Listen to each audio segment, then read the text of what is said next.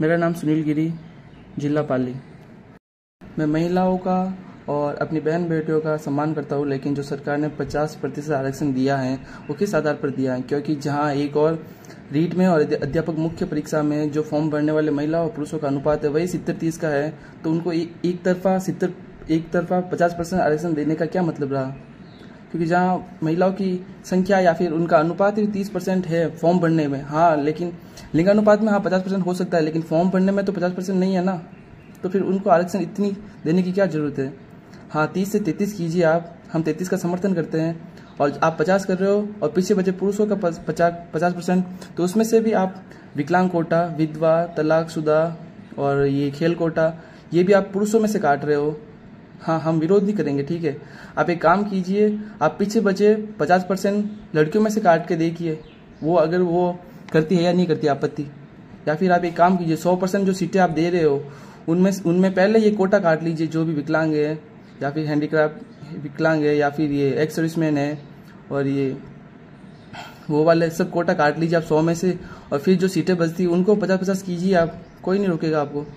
और अगर सरकार को करना ही है आरक्षण तो डाइट में, बीएड में या फिर कॉलेज में जो सीट्स होती है महिलाओं की उनमें करे, और उनकी वो अगर महिला सशक्तिकरण की बात करते हैं तो पहले उनमें उनकी फीस माफ़ कर दीजिए आप, अपने आप ही महिलाएं आगे आएगी, और उनका जो बीएड और एसएससी करने का जो अनुपात है वो अपना 50% नहीं उससे भी बढ़ जाएगा, आप देख लेना, उनमें कीजिए आप। और उनमें छूट देकर आप महिलाओं को सशक्त करके आने वाले समय में उनका 50% जब उनके फॉर्म भरने की भागीदारी हो जाए 50%, तो आप कीजिए 50%, हमें कोई दिक्कत नहीं है। और रही 2023 की कट ऑफ देख लेना आप, उनमें लड़कों की और लड़कियों की बराबर कट ऑफ है। क्यों है? क्योंकि उनमें जो अनुपात बांटा गया है, जो फॉर्म भरने का अनुपात और सीटों का अनुपात बराबर रखा गया है, तब जाके उनकी वो कट ऑफ बराबर हो पाती है।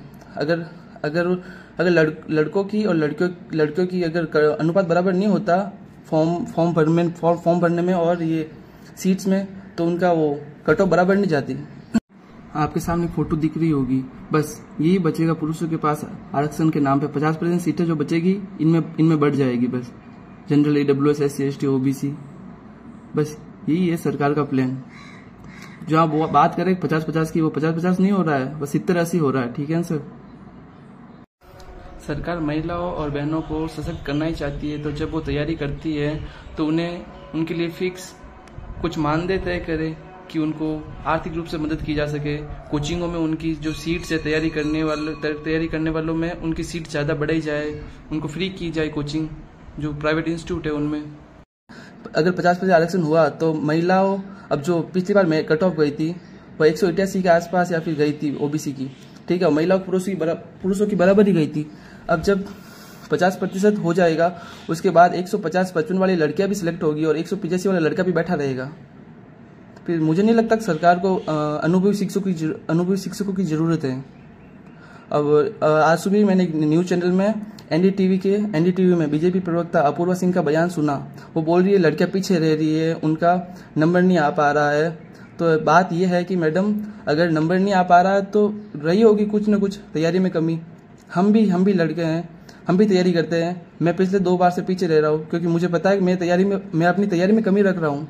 बिना तैयारी में कमी रखने के अलावा कोई पीछे नहीं रहता है। और रही बात, और मैं नहीं मानता कि मेरी बहनें, मेरी माताएं किसी भी रूप से कमज़ोर हैं। हाँ, उनको हक मिलने में थोड़ा टाइम लगता है, लेकिन वो कमज़ोर नहीं है। मैं नहीं बल्कि मनोविज्ञान भी मानता है कि लड़कियां शारीरिक रूप से और बौद्धिक रूप से लड़कों से स्ट्रांग होती है।